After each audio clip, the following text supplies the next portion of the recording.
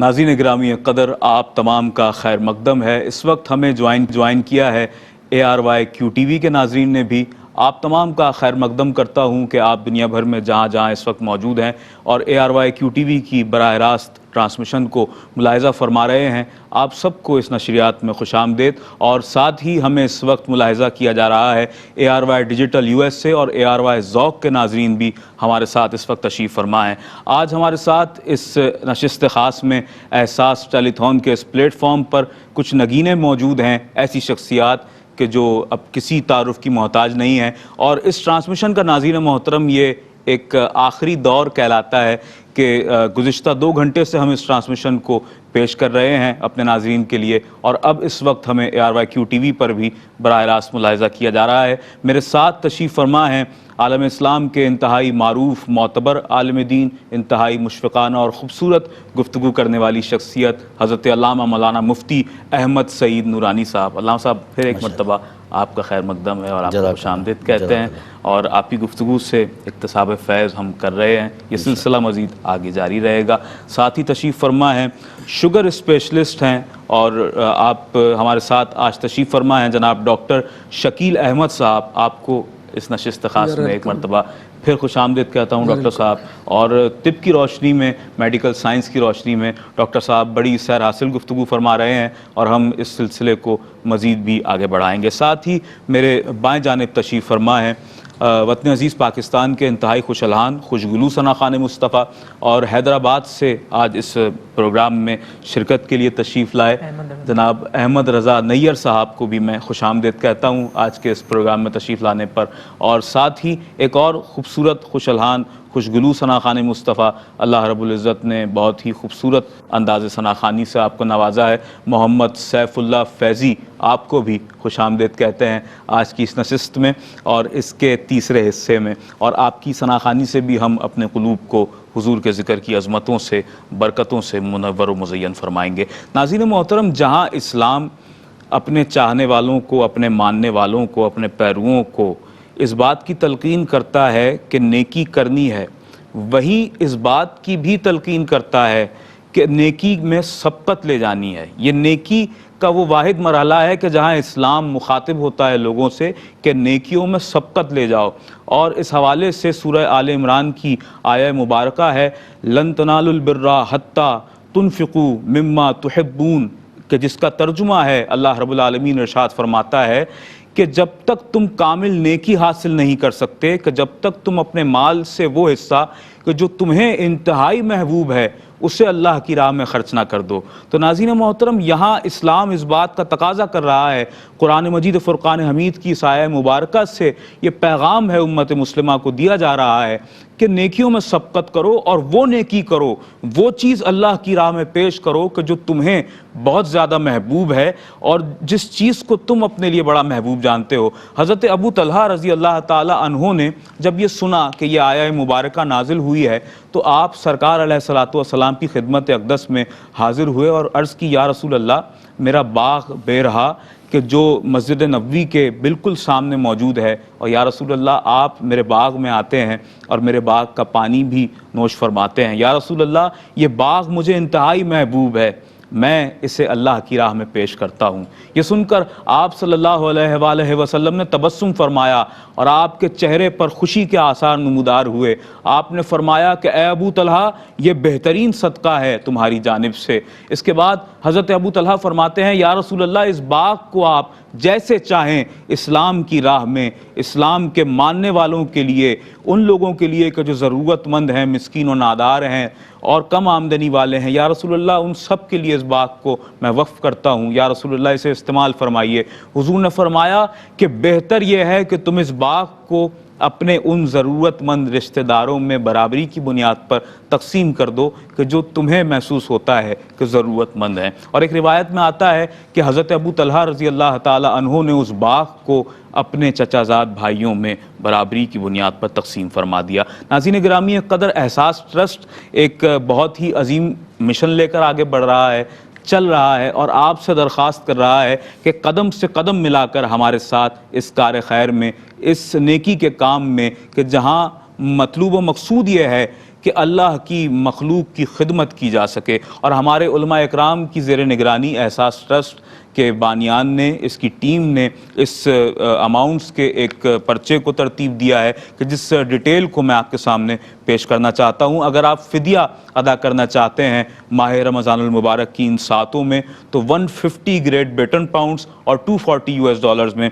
آپ اسے ادا کر سکتے ہیں. اگر آپ کفارہ ادا کرنا چاہتے ہیں پر پرسن تو 300 گریٹ بریٹن پاؤنڈز اور 480 US ڈالرز میں آپ کفارہ بھی ادا کر سکتے ہیں. زکوٰۃ الفطر اگر آپ ادا کرنا چاہیں، جو کہ اس وقت ہم آپ سے بالخصوص درخواست کر رہے ہیں کہ اپنی زکوٰۃ ضرور پیش کیجئے، 5 گریٹ بریٹن پاؤنڈز میں آپ زکوٰۃ ادا کر سکتے ہیں اور 8 US ڈالرز آپ ہمیں ڈونیٹ کیجئے زکوٰۃ کی مد میں. اگر آپ افطاری کے حوالے سے، جو کہ ہم بالخصوص ایک درخواست آپ کے سامنے کر رہے ہیں کہ ماہ رمضان المبارک میں احساس ٹرسٹ ان لوگوں کے لیے کہ جو مستحقین ہیں ان کے لیے دسترخوان افطار کا ایک عظیم الشان باوقار اہتمام کر رہا ہے، اور یکم رمضان سے یہ خوبصورت سلسلہ جاری ہے اور اب الحمدللہ یہ سلسلہ بہت تقویت حاصل کر چکا ہے فقط آپ کے ڈونیشنز اور آپ کے دیے ہوئے ان عطیات کی بدولت کہ جو احساس ٹرسٹ کو الحمدللہ موصول ہو رہے ہیں. اور ابھی بھی آپ سے یہی درخواست ہے کہ کائنڈلی اس نیکی کے جذبے کو مزید آگے بڑھائیے، اسے مزید فزوں تر فرمائیے. 150 great Britain pounds and 210 US dollars میں آپ اسے ادا کر سکتے ہیں اس رقم کو. اور انشاءاللہ پاکستان میں اس بہت چھوٹے سے اماؤنٹ کے اندر، جو کہ آپ ہی کنٹری میں بہت لویسٹ اماؤنٹ ہے، لیکن پاکستان میں اس کی بڑی اہمیت ہے اور اس اماؤنٹ میں روزانہ کی بنیاد پر 100 سے یا کچھ زائد افراد اس سے افطار کرنے کی سعادت سے بہرہ مند ہوں گے. رمضان راشن پیکج احساس ٹرسٹ ترتیب دیا کرتا ہے ان لوگوں کے لیے کہ جو غریب، مسکین و نادار ہیں، مزدور ہیں اور ضرورت مند ہیں. آٹا، دالیں، چینی، چاول، پتی، پکوان تیل اور ضروریات زندگی کی جتنی چیزیں ہیں خشک راشن کی مد میں جو شامل ہوتی ہیں، 85 گریٹ بریٹن پاؤنڈز اور 95 US ڈالرز میں بھی آپ اس سے تیار کروا سکتے ہیں. سادات اکرام کے حوالے سے خدمت کے جذبے سے سرشار احساس ٹرسٹ اپنے اس خصوصی پیکج کا اعلان کیے ہوئے ہے اور لوگ سادات کی خدمت کے حوالے سے بڑھ چڑھ کر اپنا حصہ لے رہے ہیں. 75 گریٹ بریٹن پاؤنڈز اور 121 US ڈالرز میں آپ سادات کی خدمت کے حوالے سے اس پیکج کو بھی تیار کروا سکتے ہیں. اگر آپ پاکستان کے دیہی علاقوں میں مساجد کی تعمیر کے حوالے سے اپنا ایک بہت بڑا کردار ادا کرنا چاہتے ہوں تو وہ اس صورت میں آپ ادا کر سکتے ہیں کہ احساس آپ کو اماؤنٹ بتا رہا ہے کہ آپ 7500 گریٹ بریٹن پاؤنڈز یا 9500 US ڈالرز کی رقم ہمیں پرووائڈ کیجئے. پاکستان کے دیہی علاقوں میں جہاں زندگی کی دیگر ضروریات سے لوگ اس وقت مستفید نہیں ہو پا رہے ہیں تو وہاں مساجد کی تعمیر تو ایک بہت بڑا مرحلہ ہے اور احساس ٹرسٹ وہاں جا کر ان جگہوں کا معائنہ کرتا ہے اور اس کے بعد عظیم الشان مساجد کی تعمیر کی جاتی ہے. اور یہ بہترین صدقہ جاریہ ہے آپ کے مرحومین کے لیے، آپ کے ان پیاروں کے لیے کہ جو اس دنیا سے رخصت ہو چکے ہیں. اگر آپ مسجد بنا دیتے ہیں تو علامہ صاحب آپ نے خود فرمایا کہ کسی نے ہم دیکھتے ہیں کہ کسی مسجد پر سنگ بنیاد لگا ہوا ہے، موجود ہے کہ آج سے 40 سال پہلے، 30 سال پہلے، 25 سال پہلے کسی خاتون نے یا کسی صاحب نے مسجد بنائی اور اس کا آغاز کیا، بعد میں مخیر حضرات شامل ہوتے گئے اور مسجد جو ہے وہ عالی شان ہوتی چلی گئی اور اس سے لوگ فیضیاب ہو رہے ہیں اور آئندہ نسلیں بھی ان کی فیضیاب ہوں گی. یہ کتنا بڑا مرحلہ ہے مساجد کی تعمیر کے حوالے سے. بالخصوص میں چاہوں گا کہ آپ کچھ عرض فرمائیں احساس کے اس کردار کے حوالے سے کہ مساجد کی تعمیر کے لیے جو احساس اس وقت کردار ادا کر رہا ہے. بسم اللہ الرحمن الرحیم. دیکھیں جی، مسجد اللہ رب العالمین کا گھر ہے. گھر اس انداز میں کہ پوری روئے زمین تو نبی پاک صلی اللہ علیہ وسلم کے لیے بطور انعام عبادت کے لیے مختص کی گئی. جی ہاں، کیونکہ گزشتہ ادوار میں ایسا ہوتا تھا کہ عبادت صرف ان کے کلیسا میں اور ان کی خاص جگہوں پر ہوتی تھی، عبادت خانوں میں. نبی پاک صلی اللہ علیہ وسلم نے فرمایا کہ رب کائنات نے مجھ پر یہ خاص انعام کیا ہے کہ پوری روئے زمین کو میرے لیے عبادت کے لیے یعنی کہ کارآمد بنا دیا. سبحان اللہ. لیکن مسجد جو ہے بالخصوص یہ ایک مرکز کہلاتا ہے اور اسلام کی قوت اور طاقت کا مظہر ہوتا ہے. جی ہاں، اس کی تعمیر پر اسلام کے اندر بہت سارے فوائد عطا کیے گئے اور ایک تو حدیث پاک ہے کہ جب بندہ مسجد تعمیر کرتا ہے تو اس کے بدلے میں اللہ تعالیٰ اسے جنت میں محل عطا فرماتا ہے. اور کمال کی بات ہے کہ جب یہ محل عطا کیا جاتا ہے تو اس کو کچھ قواعد و ضوابط سے پابند نہیں کیا گیا. صحیح۔ مطلق ارشاد فرما دیے کہ تم مسجد تعمیر کرو اللہ تمہیں محل عطا فرمائے گا۔ اچھا، یہ قید نہیں ہے کہ 1 کروڑ روپے کی مسجد تعمیر کرو، مسجد کا تعمیر کا پیمانہ بہت بڑا ہونا چاہیے۔ جی وگرنہ پھر تو انسان مجبور ہو جاتا، اور یہ بھی نہیں کئی ایکڑوں کے اوپر مسجد تعمیر کرو۔ صحیح، اللہ کی رضا کے لیے تمہیں ایک کمرے کے اندر بھی اگر مسجد بنانے کی فرصت اور توفیق نصیب ہو گئی اور ایسی تم نے بنا لی کہ اسے پاک صاف کر کے اللہ کے بندوں کے لیے وقف کر دیا، جی، تو وہ بھی تمہارے جنت میں محل کے کام آئے گی۔ سبحان اللہ، سبحان اللہ۔ اور مسند امام اعظم کے اندر تو ایک حدیث پاک ہے، اور وہ اس سے بھی بڑے، یعنی کہ یہ ہمارے حوصلوں کو جوان کرنے والی بات ہے۔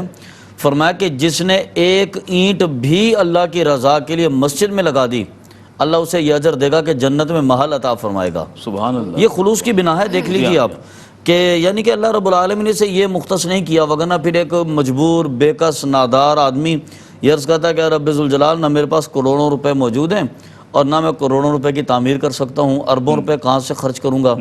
اللہ کی رضا کے لیے ایک بلاک، ایک اینٹ، ایک پتھر ہاں، آپ نے اللہ کی رضا کے لیے مسجد کے اندر لگا دیا، یہی بات ہے۔ تو اس کے بدلے میں اللہ آپ کو جنت میں محل عطا فرما دے گا۔ سبحان اللہ، یہ کمال ہے۔ سبحان اللہ، بہت بہترین۔ پھر مساجد، اس کے بارے میں چونکہ یہ صدقہ جاریہ میں آتے ہیں جی، کہ جب تک اللہ رب العالمین کی خلقت اس میں آتی رہے گی، وہ عبادات کرتے رہیں گے، وہ نمازیں ادا کرتے رہیں گے، اللہ ان کے اجروں کے برابر ہمیں بھی اجر عطا فرمائے گا۔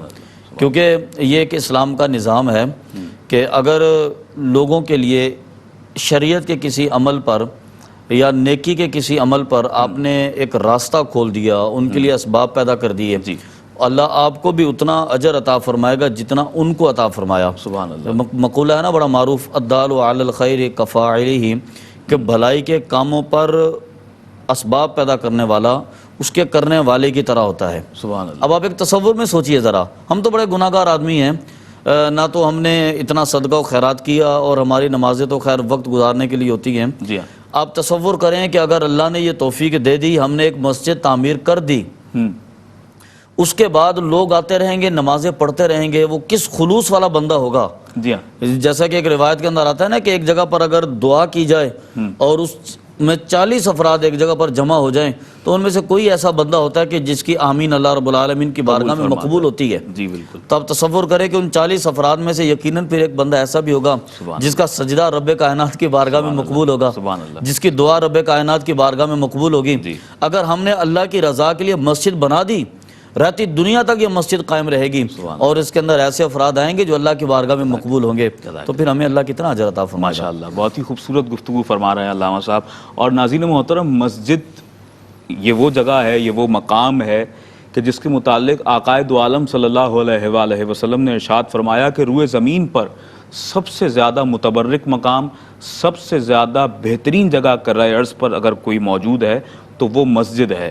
اور یقین جانیے کہ احساس ٹرسٹ اس حوالے سے اپنی خدمات گزشتہ کم و بیش 1 دہائی سے زائد عرصے سے سر انجام دے رہا ہے، اور پاکستان کے ایسے دیہی علاقے کہ جہاں پر دیگر ضروریات زندگی کی وہ بنیادی چیزیں میسر نہیں ہیں لوگوں کو، لوگ اس کو اویل نہیں کر پا رہے ہیں، لیکن وہاں پر احساس ٹرسٹ جا کر عالی شان مساجد کی تعمیر کے حوالے سے اپنا کردار ادا کرتا ہے، تو وہاں پر ان لوگوں کے چہروں پر بھی مسکراہٹ آ جاتی ہے، اور وہ لوگ شکر گزار نظروں سے احساس ٹرسٹ کے اس ادارے کو دیکھا کرتے ہیں اور شکریہ ادا کرتے ہیں اپنی نظروں سے کہ ان کے احساس ٹرسٹ نے در حقیقت ان لوگوں کا احساس کیا ہے اور اس علاقے میں جا کر اللہ کے عالیشان گھر کو تعمیر فرمایا ہے۔ خواجہ چوں بیلے بدست بندہ دات، خواجہ چوں بیلے بدست بندہ دات، بے زباں معلوم شد اورا مراد۔ یعنی جب آقا غلام کے ہاتھ میں بیلچہ عطا فرماتا ہے، اس کے ہاتھ میں بیلچہ دیتا ہے، تو غلام کو یہ بتانے کی ضرورت نہیں پڑتی ہے کہ اب اس سے کیا کام لینا ہے۔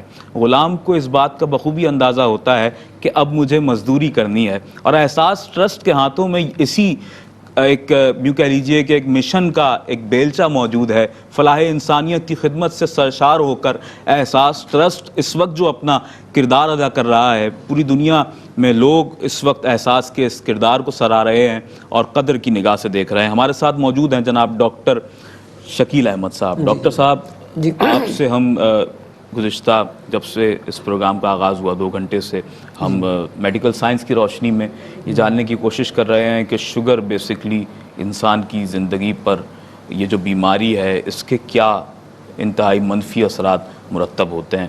کیا کہیے گا کہ لوگوں کو اس بات کا احساس کیسے ہو سکے, اس کی تشخیص کیسے ہو سکے, اور اس کی جو بنیادی علامات ہیں شوگر کے مرض کی, اس حوالے سے ارشاد فرمائیے گا کہ کیسے اس کا ادراک ہو سکے انسان کو. دیکھیں ڈائبٹیز جو ہے جب کسی شخص کو ہوتی ہے تو ابتدا میں اسے پتہ نہیں چلتا, لیکن کتابوں میں جو کلاسیکل علامات لکھی ہیں جو کہ بہت تاخیر سے آتی ہیں, اس میں پیشاب کا بار بار آنا, پیاس کا زیادہ لگنا, بھوک کا زیادہ لگنا, لیکن زیادہ تر لوگوں میں یہ علامات نہیں ہوتی. دیکھا یہ گیا کہ زیادہ تر لوگوں کے جسم میں درد کی شکایت ہوتی ہے, پیشاب میں انفیکشن کی شکایت ہوتی ہے, جسم ٹوٹا ٹوٹا رہتا ہے, اور اچانک چیک کرنے پر پتہ چلتا ہے کہ شوگر ہو گئی. اس مسئلے کو پاکستان کے ماہرین ذیابیطس نے بہت آسانی سے حل کیا اور ایک ریپڈ اسکور تیار کیا جس میں 3 سوال ہیں, اور 15 سیکنڈ میں آپ اس بات کا اندازہ لگا سکتے ہیں کہ کیا آپ کو ڈائبٹیز ہے یا ڈائبٹیز ہونے کا خطرہ ہے. صحیح. پہلا سوال اس میں جو ہے وہ یہ ہے کہ آپ کی عمر کیا ہے. اگر آپ کی عمر 40 سال یا اس سے کم ہے تو آپ کا اسکور 0 ہے. اگر آپ کی عمر 40 سے 50 سال کے درمیان ہے تو آپ کا اسکور 1 ہے, اور اگر آپ کی عمر 50 سال سے زیادہ ہے تو آپ کا اسکور 3 ہے. دوسرا سوال کمر کے سائز کا آتا ہے. اچھا. مردوں میں اگر کمر کا سائز جو ہے وہ 35.5 انچ سے زیادہ ہے تو اسکور جو ہے وہ 2 ہے, اور 35.5 سے کم ہے تو اسکور 0 ہے. اور اگر 40 پلس ہے 2 تو پھر بہت زیادہ ہو گیا. اسی طریقے سے خواتین میں اگر 31 انچ سے جو ہے وہ کم ہے تو ان کا اسکور 0 ہے, 31 انچ سے زیادہ ہے تو ان کا اسکور 2 ہے. صحیح. تیسرا اور آخری سوال یہ ہوتا ہے کہ کیا آپ کے خاندان میں شوگر ہے, یعنی چچا, تایا, ماموں, بھائی, بہن, ان میں سے کسی فرسٹ ڈگری ریلیٹیوز کو کسی کو شوگر ہے. تو ایسی صورتحال میں اگر ہاں میں جواب ہے تو آپ کا اسکور جو ہے وہ 2 ہے, اور نا میں جواب ہے تو آپ کا اسکور 0 ہے. ٹھیک ہے نا. اگر ہاں میں جواب ہے تو آپ کا اسکور 1 ہے, اور نا میں جواب ہے تو اسکور 0 ہے. آپ تینوں سوالوں کے اسکور جمع کر لیں. اگر آپ کا اسکور 4 یا اس سے زیادہ آتا ہے تو بہت زیادہ امکان ہے کہ آپ کو ڈائبٹیز ہے یا ڈائبٹیز ہونے کا خطرہ ہے. 4 اسکور ہونے کی صورت میں آپ فوری طور پہ ڈاکٹر سے رابطہ کریں, اور مختلف ٹیسٹ جس میں فاسٹنگ, رینڈم اور ہیموگلوبن A1C جو میں 3 مہینے کا ٹیسٹ بار بار کہہ رہا ہوں وہ کروا کر آپ اس بات کا تعین کر لیں کہ آپ نارمل ہیں, پری ڈائبٹیز ہیں یا ڈائبٹیز ہوگی. کیونکہ اگر پری ڈائبٹیز کے مرحلے پر ہیں تو یہ بہت اچھی بات ہے. National diabetes survey of Pakistan یہ کہتا ہے کہ پاکستان میں 26% لوگوں کو ڈائبٹیز ہے, اور تقریباً اتنے ہی % لوگ پری ڈائبٹیز ہیں. اور پری ڈائبٹیز کی خوبی یہ ہے کہ انہیں ڈائبٹیز ہونے سے بچایا جا سکتا ہے. اچھا. طرز زندگی میں تبدیلی سے, ڈائٹ اور ایکسرسائز کے بلبوتے پر. ڈائٹ اور ایکسرسائز کے بلبوتے پر جو ریٹرن ہوتے ہیں, صحت مندی کی طرف جاتے ہیں, ان کا ریشو 58% دنیا کی بڑی تحقیقات بتاتی. اور دواؤں کے زور پر اگر آئے کہ دواؤں کے استعمال کے ساتھ کریں گے تو وہ 34% تک ہے. لیکن پری ڈائبٹیز سے نارمل ہونے کے لیے جو آپ نے احتیاطی تدابیر کرنی ہے, اپنی زندگی میں, طرز زندگی میں تبدیلی لانی ہے, وہ وقتی نہیں ہوگی. پھر اسے تمام عمر اسی طرز عمل کو برقرار رکھنا ہوگا, غذا بھی ویسے ہی لینی ہوگی, ورزش بھی اسی طرح کرنی ہوگی, ان تمام باتوں کا خیال رکھنا ہوگا. ڈاکٹر صاحب, جیسا کہ آپ اس حوالے سے اعداد و شمار بھی پیش کر رہے ہیں مریضوں کے لیے, تو بالخصوص میں یہ چاہوں گا کہ ان حضرات کے لیے بھی کچھ ارشاد فرمائیے کہ جو 40 پلس ہیں اس وقت, جن کی ایج 40 سال سے زائد ہو چکی ہے, اور کہتے ہیں کہ 40 سال کے بعد ہی انسان کے جسم پر بیماریاں جو ہیں وہ کھل کر یوں کہہ لیجئے کہ حملہ آور ہو جاتی ہیں. تو کیا فرمائیں گے کتنی ضرورت ہے احتیاط کی ان لوگوں کو؟ دیکھیں میں یہاں ایک بات کہوں گا کہ اگر آپ کی عمر 40 سال سے زیادہ ہو گئی ہے اور آپ کسی بیماری کا شکار نہیں ہیں تو اس کا مطلب ہے کہ اللہ کا بہت شکر ہے. اللہ اکبر. ٹھیک ہے. ایسی صورتحال میں آپ نے صحت مند غذا, جیسے کہ میں نے بتایا کہ سبزیوں اور پھلوں کا استعمال زیادہ کرنا ہے, مرغن غذاؤں کو زندگی میں کم کر دینا ہے, اور روزانہ جو ہے ورزش کرنی ہے. ورزش سے ہم یہ سمجھتے ہیں کہ شاید کوئی باڈی بلڈنگ کرنی ہوگی, نہیں بھائی, آپ صرف واک کیجئے, تیز تیز چلیے, ناشتے سے پہلے تیز تیز چلیے. اور اس کا جو وہ ہے کہتے یہ ہیں کہ مردوں میں اتنا تیز چلنا چاہیے کہ 100 سے 110 قدم فی منٹ ہو, اور خواتین میں 90 سے 100 قدم. اب اس کا تعین کرنا مشکل ہوتا ہے, تو اس کے لیے آسان بات یہ کہ جب آپ واک کر رہے ہوں, اگر کوئی شخص آپ سے کچھ پوچھتا ہے تو آپ ایک سانس میں اس کا جواب نہ دے سکیں تو اس کا مطلب ہے کہ آپ کی واک ٹھیک ہے. صرف آدھا گھنٹہ سے 40 منٹ اپنی واک کر لیتے ہیں تو آپ اپنی صحت کو برقرار رکھیں گے. اگر کوئی پیچیدگی ہے تو اس کی شدت میں کمی آ جائے گی. تو آپ اگر ہمیشہ صحت مند رہنا چاہتے ہیں تو زیادہ چلیے اور کم کھائیے. یہی صحت کا سب سے بہترین اصول ہے. ماشاءاللہ, بہت خوبصورت گفتگو ڈاکٹر شکیل احمد صاحب فرما رہے ہیں, جو کہ ماہر ہیں شوگر کے امراض کے حوالے سے، اور آپ یقیناً ان کی گفتگو سے بہت زیادہ فیضیاب بھی ہو رہے ہوں گے، اور ہم مزید بھی کوشش کریں گے کہ جتنا دورانیہ ہمارے پاس اس وقت اس پروگرام کا موجود ہے حضرت والا سے مزید بھی گفتگو کی جا سکے۔ میں آپ کی جانب آتا ہوں سرکار کی بارگاہ میں۔ احمد رضا نیّر ہمارے ساتھ موجود ہیں نذرانہ عقیدت پیش کرنے کے لیے۔ احمد، کیا پیش کریں گے؟ رات کے اس پہر ان لمحات میں اگر سرکار کی بارگاہ میں کچھ استغاثہ پیش کر لیا جائے تو میں چاہوں گا کہ زیادہ بہتر ہے، اور ان لمحات میں کہ یہ ماہ رمضان کے وہ مقدس لمحات ہیں کہ جو عشرہ نجات ہے، آخری عشرہ ہے، اور رات کا یہ پہر ہے، کیا پیش کریں گے؟ فارسی کلام ہے مولانا عبدالرحمن جامی علیہ رحمہ کا، اچھا انتخاب ہے، بسم اللہ۔ نسیمہ جانی سبحان اللہ، سبحان اللہ، بہترین انتخاب ہے، یہی بتہا گزر کن، واہ واہ،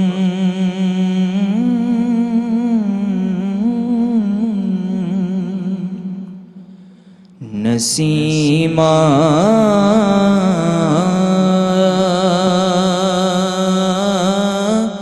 جانب بتہا گزر کن، واہ واہ، ماشاء اللہ، ضیاء عالم، ز احوالم محمد را خبر کن، سبحان اللہ، ماشاء اللہ، ز احوالم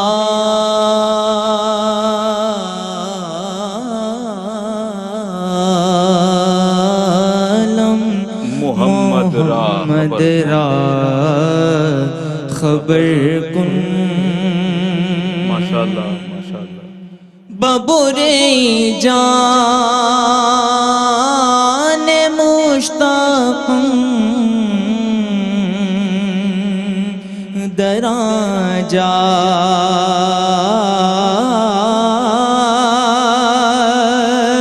ببرے جان، ببرے جان مشتاق دراں جا،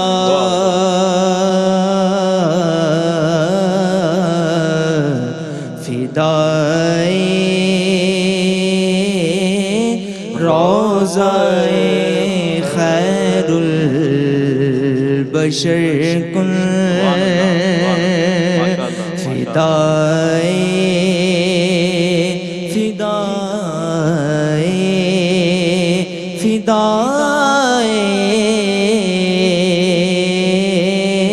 روضہ خیر البشر کن، تو ہی سلطان عالم یا محمد،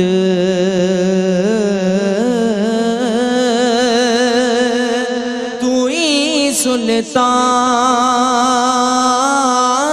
عالم یا محمد،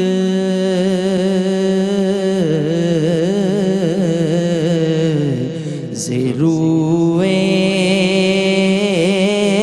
لطف سوئے من نظر کن، مشرف گرچہ شد جامی ز لطف،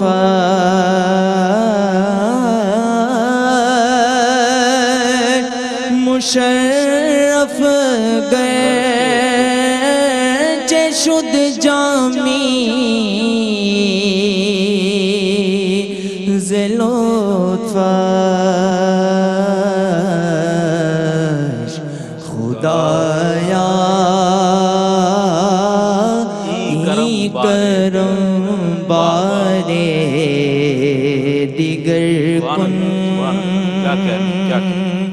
نسیما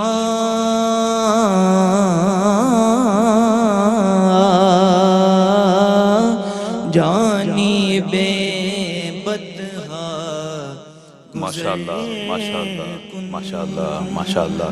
ہے تشنہ تکمیل مدینے کی تمنا، ہے تشنہ تکمیل مدینے کی تمنا، اے موت ابھی اور ہے جینے کی تمنا. ہے تشنہ تکمیل مدینے کی تمنا، اے موت ابھی اور ہے جینے کی تمنا. بس ایک تمنا ہے قرینے کی تمنا، وہ صرف تمنا ہے مدینے کی تمنا، وہ صرف تمنا ہے مدینے کی تمنا. ناظرین محترم، آپ ملاحظہ فرما رہے ہیں احساس ٹیلی تھون لائیو. اس وقت اپنے میزبان سید عدنان خالد کے ساتھ میرے ساتھ موجود ہیں حضرت علامہ مولانا مفتی احمد سعید نورانی صاحب دامت برکاتہم العالیہ.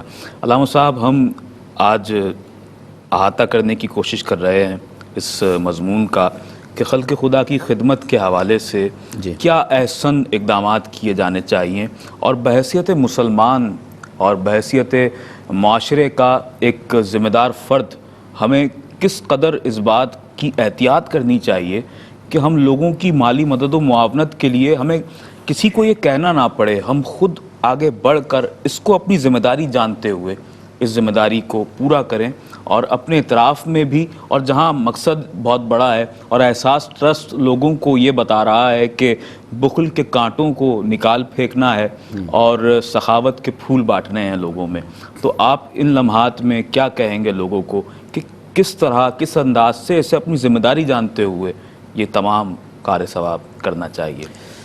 جی شاہ صاحب قبلہ، جیسے کہ آپ فرما رہے تھے تو میں یہ عرض کروں کہ ہمارے دین اسلام کے اندر یہ ایک امتیازی خصوصیت ہے کہ یہاں پر صرف اپنے جینے کی بات نہیں ہوتی. ماضی کے ادوار میں جی ماضی کے ادوار میں آپ دیکھیے کہ آقا علیہ السلام کے اعلان نبوت سے قبل ایک کیفیت تھی پورے عرب کی بھی اور پوری دنیا کی بھی کہ جس کے اندر ہر شخص اپنے لیے جیتا تھا، وہ سارے وسائل اپنے لیے جمع کرتا تھا، وہ ساری دولت اپنے لیے جمع، حتیٰ کہ تصور تک یہ تھا کہ اپنے جمع کردہ وسائل میں سے اپنے ماں باپ کو دینے کے لیے ہم تیار نہیں تھے. اللہ اکبر. وہ والدین کے جنہوں نے انگلی پکڑ کے چلنا سکھایا اور پوری زندگی اپنی اس لیے گزار دی کہ میرا بیٹا قابل ہو جائے، یہ وسائل ان کے ساتھ تقسیم کرنے کے لیے تیار نہیں تھے، حتیٰ کہ اولاد کے ساتھ محبت کے وسائل تقسیم کرنے کے لیے تیار نہیں تھے. اسلام جب آیا تو اسلام نے یہ درس دیا کہ ماں باپ بھی اہمیت رکھتے ہیں، اولاد بھی اہمیت رکھتی ہے، بیوی بھی اہمیت رکھتی ہے، بہن بھائی بھی اہمیت رکھتے ہیں، لیکن اس کے ساتھ ساتھ کچھ ہمسائے کے بھی حقوق ہیں. اللہ اکبر. کیا کہنا؟ کچھ مالے داری کے حقوق بھی ہیں، کچھ قرابت داری کے حقوق بھی ہیں، اور اس سے بڑھ کر فرمایا کہ کچھ اسلام کے نام لیوا ہونے کی بنا پر بھی حقوق ہیں. اللہ اکبر. انما المؤمنون اخواتون، بحیثیت مسلم سب کو ایک جگہ پر جمع کر دیا، اور سرکار نے کمال کا ارشاد فرما دیا. نبی کریم صلی اللہ علیہ وسلم نے فرمایا کہ پوری امت کی مثال ایک جسم کی طرح ہے، ایک جسد کی طرح. اللہ اکبر. اگر کانٹا ہاتھ کے اندر چبھے تو درد پھر بھی دل کے اندر ہوگا، اور اگر کانٹا پاؤں میں چبھے تو درد پھر بھی یہاں پر ہوگا. گویا کہ دنیا کے کسی بھی خطے میں رسول اللہ کا کلمہ پڑھنے والا بندہ موجود ہے، اس کو وہاں پر تکلیف ہے اور تمہارے دل میں اس کی تکلیف ہوتی ہے. تو فرمایا کہ یہ اسلام ہے. صحیح. اسلام صرف اپنے لیے جینے کا نام نہیں ہے. اور ام المومنین حضرت عائشہ تو صدیقہ رضی اللہ تعالیٰ عنہ فرماتی ہے کہ نبی پاک صلی اللہ علیہ وسلم ہمسایوں کے حوالے سے اس کثرت سے ارشاد فرماتے تھے کہ ہمیں یہ خوف لاحق ہوا کہ کہیں ہمسائے وراثت میں حصے دار نہ ہو جائیں. اللہ اکبر. اتنے کثرت سے آپ نے ارشاد فرمایا. اور ہمارے ہاں دیکھا یہ جاتا ہے کہ ہم بے خبر ہوتے ہیں اپنے ہمسایوں سے، اور اب تو علامہ صاحب لیونگ سٹینڈرڈ کچھ اس طرح کا ہو چکا ہے کہ ایک محلے میں آباد لوگ ہی یہ بھی نہیں جانتے کہ ہمارے پڑوس میں آباد کون ہے، اس کی خبر گیری تو ایک اگلا مرحلہ ہے، بہت دور کی بات ہے. معرفت، واقفیت. اب سے اگر ہم 20 سال پہلے 25 سال پہلے چلے جائیں تو ہمارے جو بڑے ہیں، جو اسلاف ہیں، ان کے ہاں یہ چیز بڑی رائج تھی، خبر گیری کرنے کے حوالے سے اپنے پڑوس میں، اپنے اطراف میں لوگوں سے پوچھا جاتا تھا. اب یہ حال ہے کہ ہر شخص حصول معاش کی تگودو میں لگا ہوا ہے، اسے اس بات سے سروکار بھی نہیں ہے کہ پڑوس میں رہتا کون. جی ہم اصل میں مادیت کی طرف بہت زیادہ چلے گئے. جیسے کہ آپ اپنے بزرگوں کا حوالہ دے رہے تھے، 20-25 سال 30 سال 40 سال پہلے سچویشن یہ ہوتی تھی کہ صرف اپنی ٹاؤن کے افراد نہیں بلکہ دوسری ٹاؤنز کے افراد کے نام و پتہ بھی معلوم ہوتے تھے، اللہ اکبر، خبر ہوتی تھی دور دور تک کی، اگر وہاں پہ تکلیف ہے تو سارے لوگ وہاں پر شریک ہیں۔ اب ہمارے پاس اتنا وقت نہیں ہوتا کہ اگر ہمسائیگی میں فوتگی ہو جائے تو تعزیت کے لیے چند لمحے نکال کر اس کے پاس پہنچے، 3 دن ٹائم نہیں ملتا۔ میں ڈیوٹی پر تھا جی، یہ اصل میں یہ بہانے ہم نے خود نکالے ہوئے ہیں۔ میں جناب ڈیوٹی پر تھا، میں آؤٹ آف سٹی تھا، میں یہاں پہ تھا، میں وہاں پہ تھا، وقت نہیں ملا، فرصت نہیں ملی۔ اصل میں ساری چیزوں کو مینیج کرنا پڑتا ہے، ساری چیزوں کو لے کر چلنا پڑتا ہے، اور یہ ہماری تربیت کا بنیادی حصہ ہونا چاہیے۔ نبی پاک صلی اللہ علیہ وسلم دسترخوان پر بچوں کو بٹھاتے تھے اور کریم آقا انہیں بتاتے تھے کہ لقمہ کیسے اٹھاتے ہیں، روٹی کیسے توڑتے ہیں، منہ تک کیسے لے کر جاتے ہیں، کھانا چبایا کیسے جاتا ہے، اس لیے کہ وہ بچے جو تھے نا، ایک تصور میں آتا ہے کہ ٹائم ضائع کرنے کی کیا حاجت ہے، بڑے ہوں گے سیکھ جائیں گے، نہیں، اصل میں ان کی تربیت کرنے کا مقصود یہ تھا کہ یہ کل امت کے معمار ہوں گے، اللہ اللہ، جی، یہ معاشرے کو چلانے والے ہوں گے۔ ہمیں اگر آج یہ افراتفری ہے جس کا ہم شکوہ یہاں پر بیٹھ کر بھی کرتے ہیں، اپنی مختلف مجالس کے اندر بھی کرتے ہیں، اس کو دور کرنے کا بہترین طریقہ کہ آج ہم تہیہ کر لیں کہ ہم نے اپنے بچوں کی تربیت اسی نسبت پر کرنی ہے جو آج سے 30 سال پہلے ہمارے آباء و اجداد نے ہماری کی تھی۔ جی ہاں، وگرنہ پھر یہ ہوگا، ابھی ہم آپس میں بیٹھے باتیں کرتے ہیں مجالس کے اندر کہ یہ وقت ہوتا تھا اور آج ہم اس شکایت میں ہیں، جی، تو آج سے 30 سال کے بعد لوگوں کو یہ شکایت بھی یاد نہیں ہوگی، ہاں، لوگوں کو ہمسائے کا تصور ہوگا تب نہیں، شاید یہ وقت کچھ غنیمت محسوس ہوتا ہوگا، لوگ غنیمت محسوس ہوتا ہو۔ تو اس لیے ہمیں آج سے اس سسٹم کو چینج کرنا ہے، قرابت داری کا احساس پیدا کرنا ہے، اور یہ احساس جو ٹیلی تھون کے ذریعے، احساس پروگرام کے پلیٹ فارم پر ہم اجاگر کر رہے ہیں، تو اس کا بنیادی مقصد بھی یہ ہے کہ ہمیں اپنے ہمسائے کی خبر تو ہو۔ نبی پاک صلی اللہ علیہ وسلم کی حدیث پاک ہے، آپ نے اہل خانہ کو ارشاد فرمایا، یہ ایک دستور تھا، آپ دیکھیے تربیت کیسی ہے، فرمایا کہ جب کھانا پکاؤ شوربے والا ہو تو تھوڑا سا پانی زیادہ ڈال دو، جی، سبحان ہمسایہ بھی آپ کا مستفیض ہو جائے گا۔ اللہ، سبحان اللہ، یہ تربیت کا ایک آپ انداز دیکھیے، تربیت کا انداز دیکھیے۔ چلیں یہ نہیں بتایا کہ چلیں آپ نے اگر 1 کلو میٹ گوشت پکایا ہے تو آپ اس کو 2 کلو کر لو، چل لوگ تصور کریں گے اخراجات زیادہ ہیں، فرمایا اس کے اندر 1 گلاس پانی زیادہ ڈال دو اللہ، تاکہ آپ کا ہمسائے سے مستفید ہو جائے۔ سبحان اللہ، تو یہ آقا علیہ الصلوۃ والسلام کی تربیت کا بنیادی پہلو تھا کہ آپ معاشرے کے لوگوں میں یہ احساس اجاگر کریں تاکہ وہ لوگ ایک دوسرے کی خدمت میں مصروف ہو جائیں۔ اور ناظرین گرامی قدر، اسلام اس پڑوسی کی مذمت کرتا ہے کہ جس کا پڑوسی بھوکا سو جاتا ہے، جسے یہ احساس نہیں ہوتا ہے کہ میرے پڑوس میں کون رہتا ہے، اور میرے پڑوس میں کہیں ایسا تو نہیں ہے کہ کوئی یتیم رہتا ہو، میرے پڑوس میں ایسا تو نہیں ہے کہ مسکین رہتے ہوں، میرے پڑوس میں کوئی ایسا تو نہیں ہے کہ جس نے آج رات تک کھانا نہیں کھایا اور میں اپنے بستر پر سکون کی نیند سو رہا ہوں۔ اس بات کو سوچنے کی ضرورت ہے، یہ احساسات بیدار کرنے کی ضرورت ہے، اور ہم نہیں سوچتے، کیونکہ بات یہ ہے جیسا کہ علامہ صاحب نے بھی اس کا ذکر فرمایا، اور ہم اس بات کو بخوبی جانتے ہیں، سمجھتے ہیں کہ اس وقت جو دور ہم دیکھ رہے ہیں یہ بہت زیادہ مادیت کا دور ہے، ہر شخص اپنی ضروریات کو پورا کرنے میں، اور اس کی جو فرسٹ پریورٹی ہے وہ اس کی فیملی ہے، اس کی کفالت کے حوالے سے انسان کہہ لیجئے کہیں نہ کہیں محسوس ہوتا ہے کہ انسان خود غرض ہو چکا ہے، اور اسے بسا اوقات ضرورت مند نظر بھی آ رہے ہوتے ہیں لیکن خدمت کا جذبہ بیدار نہیں ہوتا ہے۔ ناظرین محترم، احساس ٹرسٹ یہ احساس آپ کو دلا رہا ہے کہ یہ وقت کتنا ہی کٹھن کیوں نہ ہو، آپ نے احساس کی شمع کو جلائے رکھنا ہے، اور یہی اصل اصول زندگی ہے کہ ان لوگوں کی مالی مدد و معاونت کی جائے، اور احساس آپ کو یہی دعوت فکر اور یہی دعوت عمل پیش کرتا ہے کہ آئیے آگے بڑھیے اور ان لوگوں کی مالی معاونت کیجئے، دست و بازو بن جائیے احساس کا۔ اور احساس ایک ایسا پلیٹ فارم ہے کہ جس کی جڑیں بڑی مضبوط ہیں الحمدللہ، کہ جس نے خدمت کے حوالے سے الحمدللہ 1 سے زائد دہائی کا یہ عرصہ دیکھ لیا ہے، اور اس میں ہمیں بہت سے تجربات بھی ہو چکے ہیں، بہت سے مشاہدات بھی ہمیں ہوئے ہیں، اور الحمدللہ اب اس بات کا احساس ٹرسٹ کے تمام ہی نمائندگان کے دلوں میں موجود ہے کہ اب ہم نے مزید محنت کرنی ہے، اور اس سلسلے کو مزید احسن انداز سے لے کر آگے چلنا ہے۔ زندگی کے جتنے شعبوں میں اس وقت احساس اپنی خدمات پیش کر رہا ہے وہ آپ سب کے سامنے ہیں۔ انشاءاللہ ہمارا یہ ارادہ ہے کہ ہم آگے چل کر مزید اس سلسلے کو وسعت دیں گے اور زندگی کے دیگر مختلف شعبہ جات میں بھی اپنی خدمات کو سر انجام دیں گے، اور جب یہ خدمات ہم سر انجام دیں گے تو وہاں ضرورت پڑے گی آپ کی، آپ کے تعاون کی، آپ کی زکوٰۃ کی، آپ کے صدقات کی، آپ کی عطیات کی، کفارے کی، اور آپ کے اس شفاف مال کے اس پیسے کی کہ جو آپ کی زکوٰۃ سے نہیں دیا گیا ہوگا، کہ جس کو ہم سادات اکرام کی خدمت کے حوالے سے خرچ کریں گے۔ اور مساجد کی تعمیر کے حوالے سے ناظرین محترم واضح کرتا چلوں کہ یہ بات اپنے ذہنوں میں رکھیے گا کہ مساجد کی تعمیر کے حوالے سے بھی آپ اپنی زکوٰۃ نہیں پیش کر سکتے۔ مساجد کی تعمیر کے لیے بھی آپ جب رقم پیش کریں گے تو وہ بھی آپ کے شفاف مال سے ہونی چاہیے کہ جو آپ اپنے ذاتی استعمال کے لیے، اپنے اہل و عیال کے لیے خرچ کرتے ہیں۔ ڈاکٹر صاحب تشریف فرما ہیں۔ ڈاکٹر صاحب، ہم گفتگو کر رہے ہیں آپ سے شوگر کے اس مرض کے حوالے سے۔ ہم نے اب تک اس کی تشخیص کے حوالے سے بھی آپ سے گفتگو کی اور اسے کیسے روکا جا سکے اس کے حوالے سے بھی بات چیت کی۔ اب شوگر ہو چکی ہے، لوگ اس میں مبتلا ہیں، زندگیاں گزار لی ہیں اور راہیں تاریک ہیں۔ میڈیکل سائنس یہ کہتی ہے کہ اب آپ کو شوگر ہو گئی ہے، اب اس سے آپ راہ فرار اختیار نہیں کر سکتے۔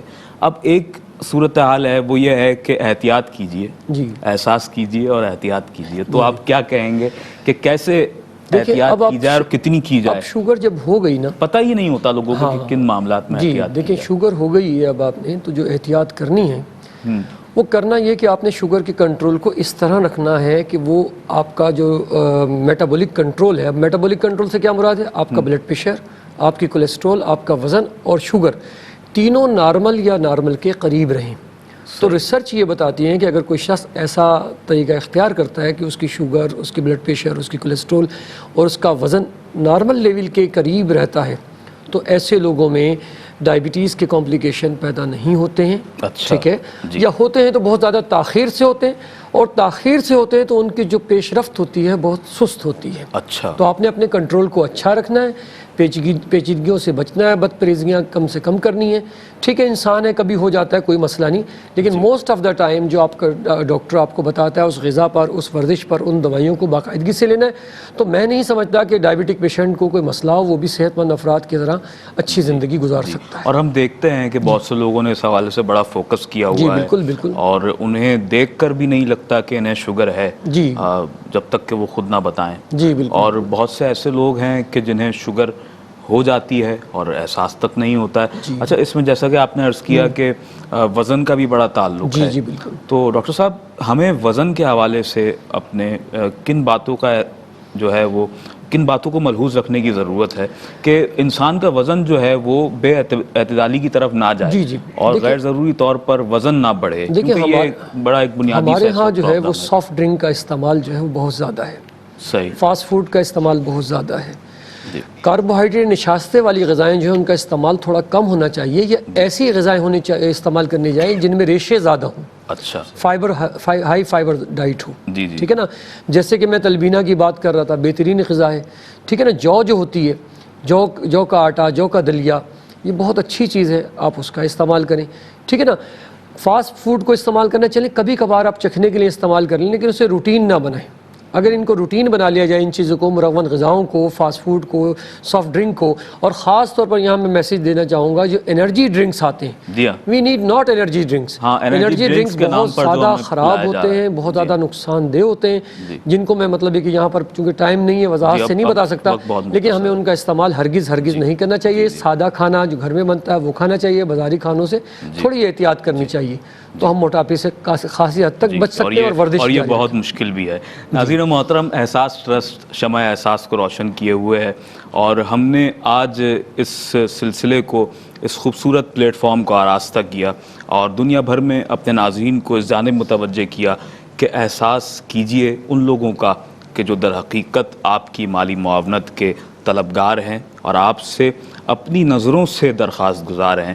زبان سے لوگ نہیں کہتے ہیں، ہمارے ہاں سفید پوش طبقات موجود ہیں کہ جو اپنے دل کا حال لوگوں کے سامنے بیان نہیں کرتے ہیں۔ کہیں دیکھتے ہیں کہ راشن تقسیم ہو رہا ہے تو وہ وہاں پر موجود اس لائن میں نہیں لگتے ہیں.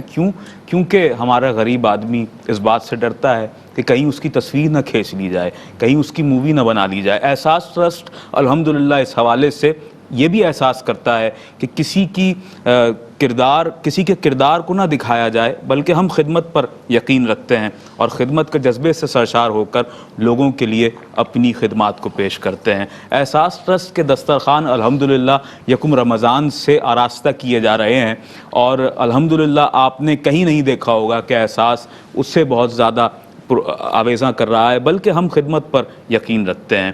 ہم آپ کو موٹیویٹ کرنے کے لیے, آپ کو اس بات کا احساس دلانے کے لیے بتاتے ہیں, کچھ مناظر بھی دکھاتے ہیں, لیکن آپ سے یہ درخواست ہم بنیادی طور پر کرتے ہیں اور اسی پر فوکس کرتے ہیں کہ آپ صرف اس احساس کو اپنے دلوں میں بیدار رکھیے کہ آپ نے لوگوں کی خدمت کرنی ہے. اور ناظرین محترم, احساس جب تک انسان کے دل میں نہ ہو تو پھر اس کی جو شخصیت ہے اس حوالے سے بھی یقیناً میں سمجھتا ہوں کہ وہ انسان ہی کیا کہ جس کے دل میں کسی کا احساس نہ ہو, کہ جس کے دل میں دکھی انسانیت کا, بلکتی ہوئی انسانیت کا احساس نہ ہو. احساس ٹرسٹ اپنے حصے کی شمع کو روشن کیے ہوئے ہے, اور اس پیغام کے ساتھ آپ کا میزبان سید عدنان خالد آپ سے رخصت ہوا چاہتا ہے کہ یہی ہے عبادت, یہی دین و ایمان, یہی ہے عبادت, یہی دین و ایمان, کہ کام آئے دنیا میں انسان کے انسان. ہماری ٹیلی فون لائنز اوپن ہیں, آپ اس پروگرام کے بعد بھی ہمارے ٹیلی فون نمبرز پر کال کر سکتے ہیں, اپنے ڈونیشنز کو سبمٹ کروا سکتے ہیں اور اپنی مالی معاونت کو پیش کر سکتے ہیں. انشاءاللہ اگلے پروگرام میں آپ سے پھر ملاقات ہوگی. اور میرے جو ساتھ اس وقت مہمانان گرامی موجود ہیں, ہمارے ساتھ آج تشریف فرما رہے حضرت علامہ مولانا مفتی احمد سعید نورانی صاحب, جناب شوگر اسپیشلسٹ ہیں جناب ڈاکٹر شکیل احمد صاحب ہمارے ساتھ تشریف فرما رہے, اور معروف و معتبر ثناخواں جناب احمد رضا نیّر ہمارے ساتھ تشریف فرما رہے, اور آغاز سے ہی بڑے اچھے انداز سے آپ نے ہدیہ عقیدت پیش کیا. سیف اللہ فیضی ہمارے ساتھ تشریف فرما رہے, بہت خوبصورت آپ نے انتخاب کلام پیش کیا ہے. اللہ کریم آپ کے پڑھنے میں بھی برکتیں عطا فرمائے. آخر میں ہم آپ کی آواز میں نعت رسول مقبول صلی اللہ علیہ وآلہ وسلم کے چند اشعار شامل کریں گے اپنے میزبان سید عدنان خالد کو, کہ جو آپ کی دعاؤں کا طالب ہے, اجازت چاہتا ہے اس دعا, اس یقین کے ساتھ کہ اللہ رب العزت آپ کا, ہمارا, ہم سب کا حامی و ناصر ہو. خیال رکھیے ان سب کا کہ جو آپ کے پیارے ہیں, آپ کے اطراف میں موجود ہیں, اور احساس کیجئے ان سب کا بھی کہ جو دنیا کے مختلف حصوں میں موجود ہیں, پاکستان کے مختلف حصوں میں موجود ہیں, اور آپ کی مدد و معاونت کے منتظر ہیں. اللہ نگہبان. حشر میں خود کو جو دیکھوں گا بکھر جاؤں گا. حشر میں خود کو جو دیکھوں گا بکھر جاؤں گا. حشر میں خود کو جو دیکھوں گا بکھر جاؤں گا, بکھر جاؤں گا. آپ نے گر نہ سنبھالا تو کدھر جاؤں گا. آپ نے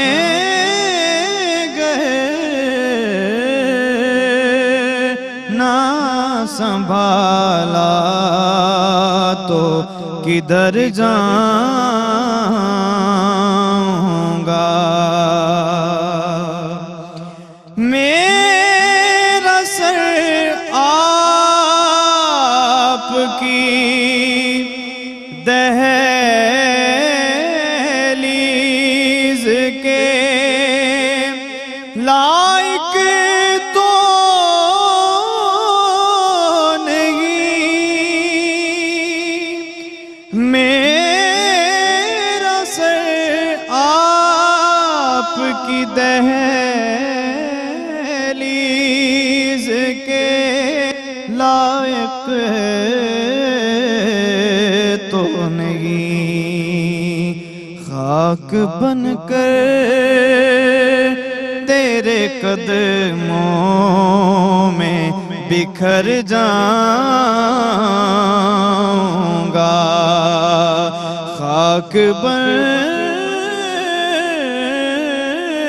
کر تیرے قدموں میں بکھر جاؤں گا۔